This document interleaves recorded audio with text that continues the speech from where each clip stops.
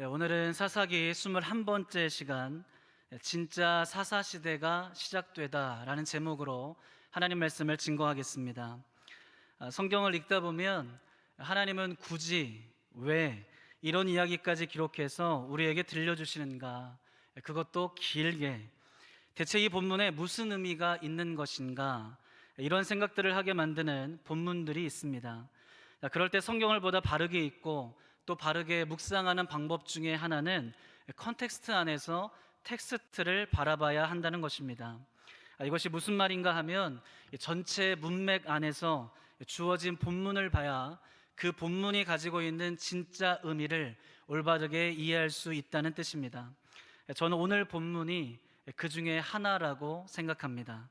오늘 본문을 보면 이스라엘의 8번째 사사인 입다에 대한 내용인데 11장만 읽어서는 그 의미를 찾기가 쉽지 않습니다.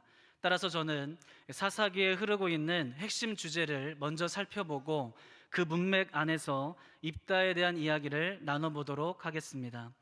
먼저 사사기를 통해 하나님이 우리에게 말씀하고 싶은 핵심 주제가 무엇인가?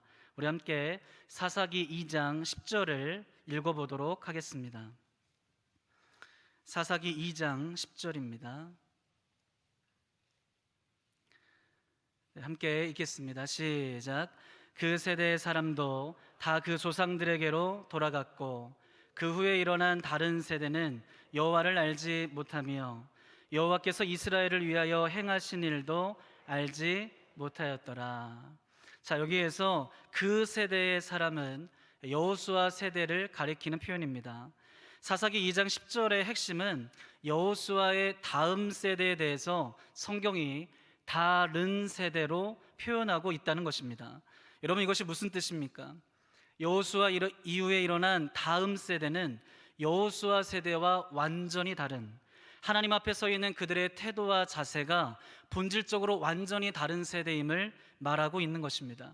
다시 말해 여호수아 세대가 믿음의 세대요 순종의 세대였다면 그 다음 세대는 불순종의 세대, 결국 여호와를 알지 못하는 세대였다는 것입니다. 자, 왜 이런 일이 벌어졌는가? 사사기 21장 25절입니다. 우리 함께 스크린을 보면서 같이 읽어보겠습니다. 시작. 그때에 이스라엘에 왕이 없으므로 사람이 각기 자기의 소견에 옳은 대로 행하였더라. 여러분, 이스라엘의 왕이 누구입니까?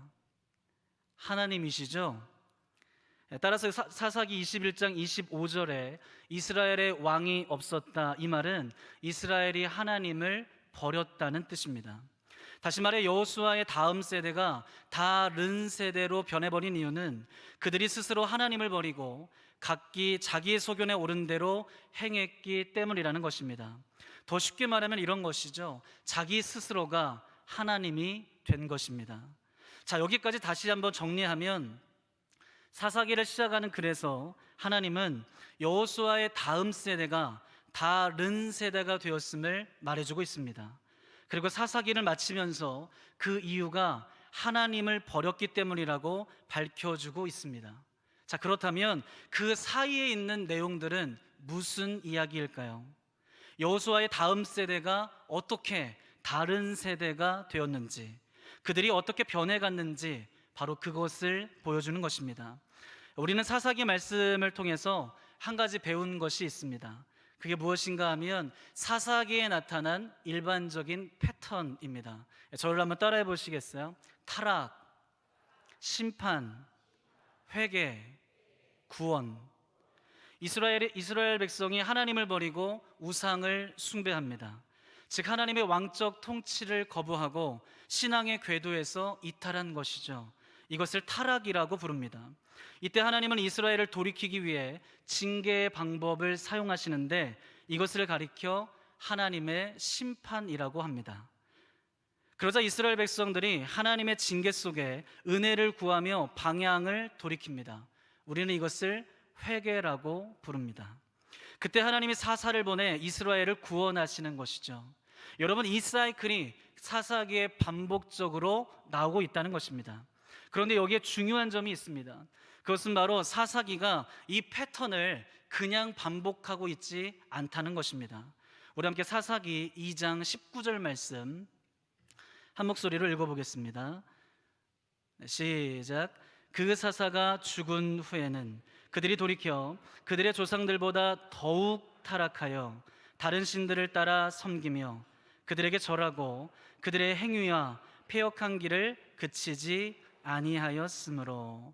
자, 이 말씀에서 핵심은 사사가 죽은 이후에 그들이 더욱 타락했다는 것입니다. 여러분, 이게 무슨 뜻입니까? 하나님의 왕적인 통치를 거부한 이스라엘의 반역이 점점 더 심해졌다는 것입니다. 시간이 흐를수록 이스라엘은 하나님으로부터 점점 더 멀어져 갔고 급기야 다른 세대가 되어 하나님을 알지 못하는 세대, 하나님을 버린 세대가 되었다는 뜻입니다. 자, 여기에서 주의 깊게 살펴봐야 하는 것은 이 사사기에 나타난 일반적인 패턴, 즉 타락, 심판, 회개, 구원이라고 하는 이 패턴이 그냥 반복된 것이 아니라 나선형을 그리면서 점점점 하강했다는 것이고, 사사기 10장부터는 사사기에 나타난 이 패턴이 완전히 깨져버리게 되었다는 것입니다. 여러분, 이 두 가지 사실을 이해하는 것은 오늘 본문을 이해하는 데 굉장히 중요합니다. 자, 말씀을 한번 보십시오. 사사기 10장 6절입니다. 이스라엘 자손이 다시 여호와의 목전에 악을 행하여, 타락이죠. 자, 그 내용을 보니까 이스라엘 백성들이 살아계신 하나님을 버리고 바알부터 블레셋 사람들의 신들까지 동서남북 주변에 있던 모든 우상들을 섬겼다는 것입니다. 이스라엘의 악이 폭발해버린 것입니다. 자, 그렇다면 그 다음에 무슨 내용이 나와야 할까요? 타락 다음에 심판이죠. 자, 7절을 보시면 여호와께서 이스라엘에게 진노하사, 하나님은 그들이 섬긴 그 신이 있는 나라들 곧 블레셋과 암몬을 통해 이스라엘을 징계하십니다. 자, 8절에 보면 이스라엘 자손을 18회 동안 징계하시는데, 이는 하나님이 아닌 다른 것을 선택하면 결국 그것이 너희에게 올무가 되고 가시가 된다는 것을 보여준 것입니다. 특별히 9절 말씀을 보게 되면 유다와 베냐민 지파 그리고 에브라임 지파가 곤고가 심해졌다, 이렇게 말하고 있습니다. 여러분, 이스라엘 지파 가운데 가장 힘이 있는 지파가 유다와 에브라임이었습니다. 그런데 그들의 곤고도 심했다 하니 이스라엘이 당하고 있는 압제가 최악이었고 총체적이었다는 것을 알 수가 있습니다. 하나님이 함께하지 않으시면 우리가 가지고 있는 힘이 아무것도 아니구나, 이것을 깨달아야 하는 순간입니다. 이스라엘 백성들이 곤고가 심해지자 여호와께 부르짖기 시작합니다. 10절 같이 한번 읽어보겠습니다. 10절 시작. 이스라엘 자손이 여호와께 부르짖어 이르되 우리가 우리 하나님을 버리고 바알들을 섬김으로 주께 범죄하였나이다. 자, 그러면 이 다음 내용은 무엇일 거라고 기대할 수 있겠습니까? 회개 다음은 구원이죠. 하나님이 사사를 보내어 그들을 구원하셨더라. 이것이 지금까지 보여줬던 사사기의 전형적인 패턴입니다. 그런데 이후의 말씀을 읽어보면 하나님이 이스라엘의 부르짖는 소리를 거절하십니다. 자, 13절을 한번 보십시오. 내가 다시는 너희를 구원하지 않겠다. 또 14절 보시면 너희가 택한 신들에게 부르짖어 너희를 구원하게 하라. 여러분, 이 말은 하나님이 괴롭다는 것입니다. 불같은 질투를 불러일으킬 때마다 참고 또 참고 또 참으면서 끝내 너희를 구원해 주었건만, 너희는 또다시 하나님 떠나고 또다시 하나님 버리고 또다시 하나님께 상처만을 주는 이스라엘, 그들을 보는 것이 매우 괴롭다는 것입니다. 겉으로 볼 때는 회개하는 것 같지만, 울며 통곡하며 부르짖고 있지만, 그러나 그때만 그럴 뿐, 또 구원해 주면 또 떠날 것을 아시기에 하나님의 마음이 괴롭다는 것입니다. 자, 16절을 보십시오. 마지막 부분 보시면 여호와께서 이스라엘의 공고로 말미암아 마음에 뭐 하셨다고요? 근심하시니라. 여러분, 여기에서 근심했다라고 하는 말은 애가 타다, 견딜 수 없이 아프다, 이런 뜻입니다. 또 떠날 것을 아시지만 그렇다고 외면할 수 없기에 고생하는 자녀를 바라보시는, 또 아파하는 자녀를 바라보는 하나님의 마음이 애가 탄다는 것입니다. 여러분, 성경이 사사기의 전형적인 패턴을 깨트리고 하나님의 마음을 보여주고 있는 이유가 무엇이겠습니까? 하나님의 이 마음을 느끼라는 것입니다. 하나님의 괴로움, 하나님의 아픔, 하나님의 근심, 사랑하기 때문에 나오는 하나님의 이 마음을 느끼라는 것입니다. 저는 우리 모두가 사사기를 통해 하나님의 이 마음 느낄 수 있게 되기를 주의 이름으로 축원드립니다. 자, 오늘 본문의 17절을 보면 이렇게 시작합니다. 그때에. 그러니까 하나님이 근심하고 있는 그때에. 여러분, 이스라엘이 어려움에 처했다면, 그것도 자신이 지은 죄로 인해서 하나님께 환난을 당하고 있다면 끝까지 누구를 붙잡아야 합니까? 하나님 붙잡아야 하죠. 하나님이 비록 내가 다시는 너희를 구원하지 않겠다 말씀하셨지만 그것이 하나님의 속마음이 아니라는 것을 깨닫고 자녀를 사랑하시되 끝까지 사랑하시는 우리 하나님, 지금까지 우리를 포기하지 않으시고 이방의 압제로부터 언제나 구원해 주신 능력의 하나님, 바로 그분을 바라보며 하나님을 붙잡아야 하는 것입니다. 그런데 이스라엘이 어떻게 하는가?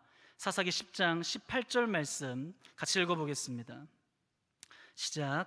길르앗 백성과 방백들이 서로 이르되 누가 먼저 나가서 암몬 자손과 싸움을 시작하랴. 그가 길르앗 모든 주민의 머리가 되리라 하니라. 여러분, 이게 무슨 말입니까? 이스라엘이 스스로 해결책을 강구하고 있다는 것입니다. 쉽게 말해 기도는 했어요. 그런데 결론은 자기 소견대로 가요. 기도했으니까 하나님이 세우실 사사를 기다려야 하는데 자기들이 스스로 구원자를 세우는 것입니다. 하나님의 뜻이 아니라 자기 소견이죠. 하나님이 세운 사사가 아니라 힘센 사람을 원하고 있는 것입니다. 여러분, 이것은 이스라엘의 타락이 이전보다 훨씬 더 심해졌다는 것을 보여주고 있는 것입니다. 오늘 본문 11장 4절부터 6절까지의 말씀을 읽어보겠습니다. 4절부터 6절의 말씀 시작. 얼마 후에 암몬 자손이 이스라엘을 치려하니라. 암몬 자손이 이스라엘을 치려할 때에 길르앗 장로들이 입다를 데려오려고 돕 땅에 가서 입다에게 이르되 우리가 암몬 자손과 싸우려 하니 당신은 와서 우리의 장관이 되라 하니. 암몬이 치려하니까 이스라엘의 장로들이 자기 소견에 오른 대로 어떻게든 구원자를 세우려고 합니다. 자, 여기에도 보면 하나님께 묻는 과정이 없어요. 하나님이 개입할 여지가 없다는 것입니다. 여러분, 입다는 하나님이 세운 사사가 아닙니다. 물론 29절에 보면 여호와의 영이 입다에게 임했다 이런 말이 있지만 이것은 하나님이 입다를 세웠다는 것을 강조하는 표현이 아니라 어찌됐든 하나님이 이스라엘을 구원하기로 작정하셨다는 뜻입니다. 따라서 지금 성경이 보여주고 싶은 것은 무엇인가? 이스라엘이 깊이 타락했다는 것입니다. 그것을 보여주는 채널이 바로 이스라엘이 하나님께 가지 않고 입다에게 갔다는 것입니다. 자기들이 볼 때 힘을 가진 자, 자기들이 볼 때 싸움을 할 줄 아는 자, 자기들이 볼 때 우리를 구해줄 수 있는 자, 바로 그에게로 갔다는 것입니다. 하나님을 벗어난 이스라엘. 더 기가 막힌 것은 이 입다가 이스라엘이 사생아라고, 너는 이스라엘 공동체에 들어올 수 없는 자라고 그렇게 쫓아냈던 사람이라는 사실입니다. 자, 오늘 11장 1절의 말씀 한번 보십시오. 입다는 큰 용사였다. 그러나 그는 기생이 낳은 아들이었다. 여기에서 기생은 행음 많은 여인, 즉 매춘부를 가리킵니다. 다시 말해 입다는 합법적인 아들이 아니라 사생아였다는 것입니다. 자, 이러한 이유로 인해서 입다는 이스라엘 공동체로부터 배척을 받았고 급기야 2절에 보면 이복 형제들에 의해서 집에서 쫓겨나게 됩니다. 그 중심에는 길르앗 장로들이 있는 것이죠. 자신의 의지와 상관없이 그렇게 쫓겨난 입다는 형제들을 피해서 돕 땅에 거주하는데 이곳은 대개 망명객들이 도망가는 곳이었습니다. 성경에 보니까 잡류가 그에게로 모였다. 자, 이렇게 말해주고 있습니다. 여기에서 잡류란 텅 빈 자들, 인생의 목적이나 방향을 상실한 자들, 입다와 처지가 비슷한 억울한 사람들, 괴로움을 당한 사람들, 또 부정적인 의미로는 무법자들, 불량자들을 가리키는 단어입니다. 자, 중요한 점은 그들이 입다에게로 출입했다 하니 입다가 정말로 싸움을 잘하는 힘이 있는 자였다는 것입니다. 자, 어찌됐든 성경이 보여주고 싶은 것은 무엇입니까? 엉망진창이라는 거예요. 하나님을 떠나서 자기 소견에 오른 대로 가는 이스라엘, 그들의 모습이 엉망진창이라는 것입니다. 너는 우리와 다르다, 그러하니 너는 우리 공동체에 들어올 자격이 없다, 이거 주장하면서 쫓아내더니 이제 와서는 우리를 위해서 싸워달라, 우리의 장관이 되어달라, 그렇게 요청하고 있는 것입니다. 여러분, 이 모습은 하나님께 쓰임받을 자가 이스라엘 안에 하나도 없었다는 것을 보여줌과 동시에 하나님을 떠난 이스라엘이 내릴 수 있는 최선의 방법이 기막히다는 것입니다. 자, 그 이후로 7절부터 40절까지는 입다에 대한 이야기를 굉장히 길게 다루고 있습니다. 크게 세 가지의 내용인데요. 첫째, 입다와 길르앗 장로들과의 협상입니다. 두 번째, 입다와 암몬과의 외교 정책 및 전쟁입니다. 세 번째, 딸을 번제로 드린 입다의 어처구니 없는 사건입니다. 여러분, 이 이야기들을 통해서 하나님이 하고 싶으신 메시지 역시 자기의 소견을 따라간 이스라엘의 상황이 엉망진창이라는 것입니다. 자, 그 이야기를 간략하게 살펴보겠습니다. 입다에게 기회가 찾아왔습니다. 그동안의 서름과 한을 다 풀 수 있는 기회입니다. 그래서 입다는 자기가 얻을 수 있는 한 모든 유익을 다 얻기 위해서 협상을 시도합니다. 오늘 본문의 7절 말씀 같이 읽어보겠습니다. 시작. 입다가 길르앗 장로들에게 이르되 너희가 전에 나를 미워하여 내 아버지 집에서 쫓아내지 아니하였느냐? 이제 너희가 환난을 당하였다고 어찌하여 내게 왔느냐 하니라. 입다는 곧바로 그들의 요구에 승낙하지 않습니다. 오히려 한번 거절함으로 자신의 입지를 더 견고하게 하는 것이죠. 그리고 자신의 정통성을 인정해달라고 요구합니다. 자, 그랬더니 길르앗 장로들이 8절에 우리의 머리가 되라고 말합니다. 여러분, 이 말은 정통성 정도가 아니라 아예 당신을 우리의 왕으로 모시겠습니다, 이런 뜻이죠. 자, 그러자 입다가 길르앗 장로들을 향해서 이렇게 말합니다. 9절 말씀 읽어보겠습니다. 시작. 입다가 길르앗 장로들에게 이르되 너희가 나를 데리고 고향으로 돌아가서 암몬 자손과 싸우게 할 때에 만일 여호와께서 그들을 내게 넘겨주시면 내가 과연 너희의 머리가 되겠느냐 하니. 사실 이 구절만 딱 떼어놓고 보면 느낌이 어떻습니까?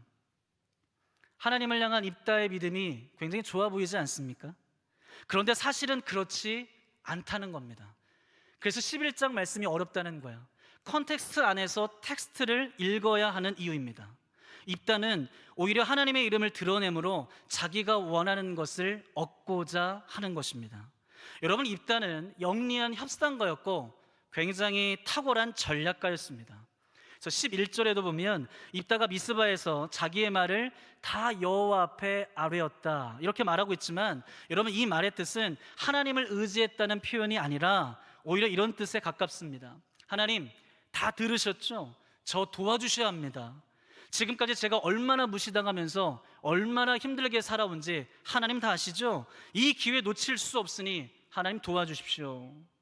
다시 말해서 입다는 지금 길르앗 장로들을 상대로 협상을 했을 뿐만이 아니라 하나님을 상대로 협상하고 있다는 것입니다. 제가 이렇게 생각하는 결정적 증거는 30절과 31절입니다. 우리 함께 11장 30절과 31절 말씀 같이 읽어보겠습니다. 시작. 그가 여호와께 서원하여 이르되 주께서 과연 암몬 자손을 내 손에 넘겨주시면 내가 암몬 자손에게서 평안히 돌아올 때에 누구든지 내 진분에서 나와서 나를 영접하는 그는 여호와께 돌릴 것이니 내가 그를 번제물로 드리겠나이다. 여러분, 이것은 입다가 너무 똑똑한 나머지 하나님을 상대로 무리수를 두고 있는 것입니다.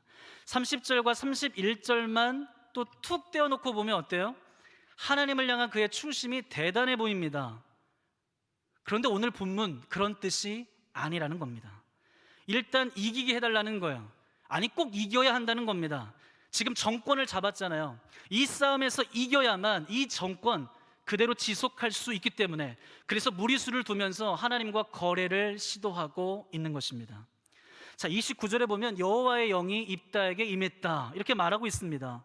그럼에도 불구하고 입다는 자기 소견대로 가고 있다는 것입니다. 여러분, 지금 하나님이 무엇을 말씀하고 싶은지 이해가 되십니까?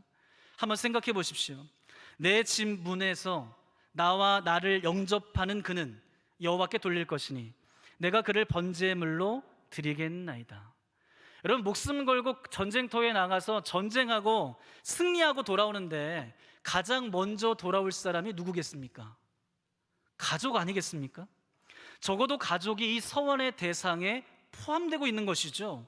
그걸 알면서도 이런 서원을 했다면 입다, 제정신 아닙니다. 그만큼 그가 자신의 지위와 명예에 눈이 멀어 있었던 것을 고발하고 있는 겁니다. 설령 가족이 아니라 전혀 모르는 사람이 나왔다 하면 괜찮은 걸까요? 그게 과연 하나님 앞에 합당한 것일까요? 여러분, 하나님은 단 한 번도 인신제사를 원하신 적이 없습니다. 오히려 이런 제사를 철저하게 금하신 분입니다. 입다는 이방 종교가 행한 가장 뜨거운 충성과 헌신의 모습을 그대로 취하고 있는 것입니다. 그렇게라도 해서 하나님의 도움을 얻고 싶은 것이죠. 최악입니다.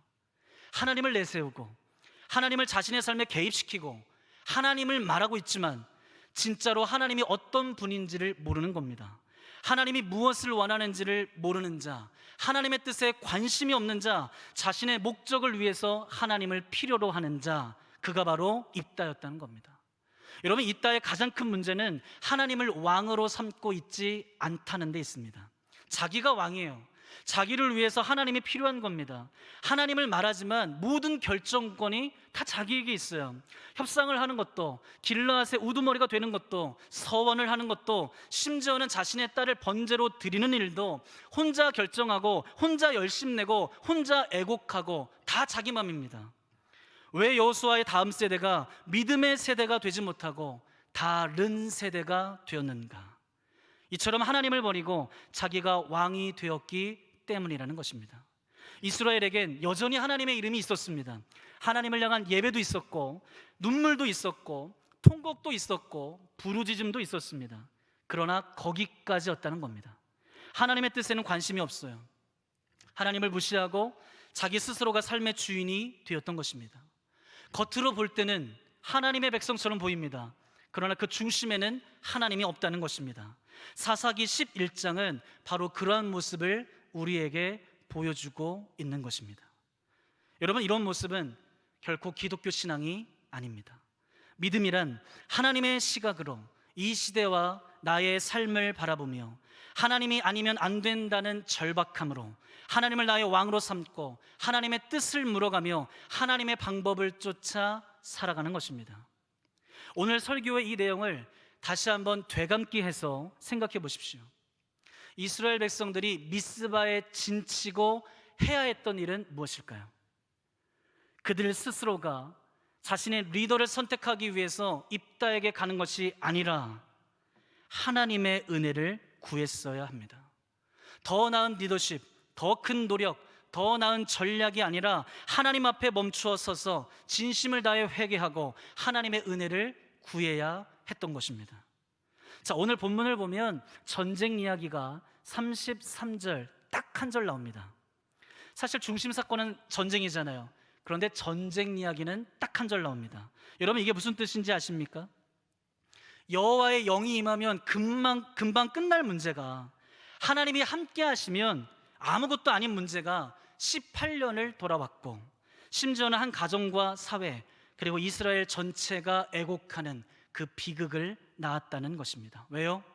왕이 없으므로, 각기 자기의 소견에 옳은 대로 행했기 때문에, 정확히 말해 이스라엘이 하나님을 버렸기 때문입니다.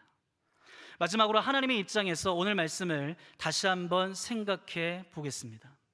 하나님이 오늘 이 말씀을 우리에게 들려주시는 이유가 무엇일까요? 저는 적어도 두 가지의 메시지가 있다고 봅니다. 하나는 사사시대의 사람들을 보면서 우리 시대, 무엇보다 내 모습을 점검하라는 것입니다. 나는 하나님을 믿는다 말하면서 내가 나의 삶의 주도권을 쥐고 있진 않은가? 나는 하나님께 집중하는 대신 더 나은 전략을 필요로 하지 않는가? 나는 하나님을 말하고 하나님을 내세우지만 정작 내 인생의 왕은 내가 아닌가? 이 모습을 점검하며 하나님 앞에 두렵고 떨림으로 그분을 경외함으로 서야 한다는 것입니다. 자, 또 한 가지는 그럼에도 불구하고 이스라엘을 포기하지 않으신 하나님, 끝까지 그들을 끌어가시는 하나님, 그 하나님의 마음을 보라는 것입니다. 하나님의 아픔, 하나님의 고통, 하나님의 근심, 그리고 하나님의 사랑, 자녀를 포기할 수 없는 하나님의 은혜. 여러분, 이것을 제대로 만나면 그곳에서 우리의 삶이 변하게 될 줄로 믿습니다. 이것을 제대로 만나면 하나님을 사랑하게 될 줄로 믿습니다. 타락, 심판, 회개, 구원. 여러분, 자판기에 동전을 넣으면 버튼 누르면 그냥 상품이 기계적으로 나오는 것처럼 마치 우리가 그냥 회개하면 구원이라는 선물이 그냥 주어지는 것이 아니라 그 과정 가운데 하나님의 눈물이 있다는 거예요. 하나님의 근심이 있다는 겁니다. 하나님의 찢어지는 고통이 있다는 겁니다. 이것 좀 보라는 거예요. 사사기 10장까지 오면서 끊임없이 타락, 심판, 회개, 구원이라는 일반적 사이클을 계속 보여주다가 이 사이클을 깨트립니다. 하나님을 보라는 거예요. 그냥 회개하면 그냥 구원해주고 이렇게 가는 문제가 아니라는 것입니다. 하나님의 그 사랑을 느끼라는 거예요. 하나님의 그 은혜를 알라는 것입니다. 이것을 만나야 진정한 회개가 이루어지고, 이것을 만나야 진짜 변화가 이루어지고, 이것을 만나야 진짜 하나님 사랑할 수 있다는 겁니다. 제가 요즘에 읽고 있는 책이 한 권 있습니다. 경외라는 책인데요, 그 책의 서문에 보면 이런 글이 써 있습니다. 하나님을 경외할 때 삶은 올바른 방향으로 나아간다. 모든 문제의 시작은 경외를 잃어버렸기 때문이다. 저는 사사시대의 문제가 여기에 있다고 생각합니다. 여러분, 하나님을 경외하십시오. 하나님을 사랑하십시오. 하나님을 나의 왕으로 삼고 그분의 뜻을 쫓아 살아가십시오. 이것이 사사기 말씀을 주신 목적이자 이유인 줄로 믿습니다. 하나님이 내 인생의 왕이십니다. 내 평생에 하나님을 나의 왕으로 삼고 하나님의 뜻을 쫓아 살아가게 하여 주시옵소서.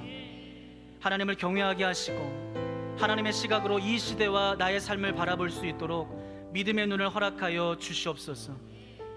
특별히 하나님, 교회에 사명이 있다면 다음 세대를 믿음의 세대로 양육하는 것입니다. 하나님, 지금 우리 교회 청년들이 조금 있다고, 교육부가 조금 있다고 안일하게 저들 양육하지 않게 하여 주시고, 예배가 있으나, 통곡이 있으나, 눈물이 있으나, 그러나 사사시대는 어둠의 시대가 되었습니다. 하나님, 적어도 우리 교회에 있는 젊은이들, 다음 세대 청소년들, 10대 아이들, 하나님만 경외하는 다음 세대가 될 수 있도록 축복하여 주시옵소서. 이제는 우리를 구원하신 예수 그리스도의 은혜와 하나님의 그 크신 사랑하심과 성령의 내주교통 함께 하시는 역사가 오늘도 주님 앞에 나와 예배드리며 다시 한번 하나님을 경외하는 자로 삶의 자리로 돌아가는 사랑하는 성도들과 광주 제일교회 위에, 그리고 다음 세대 위에 지금부터 영원토록 함께 없시기를 간절히 축원하옵나이다. 아멘.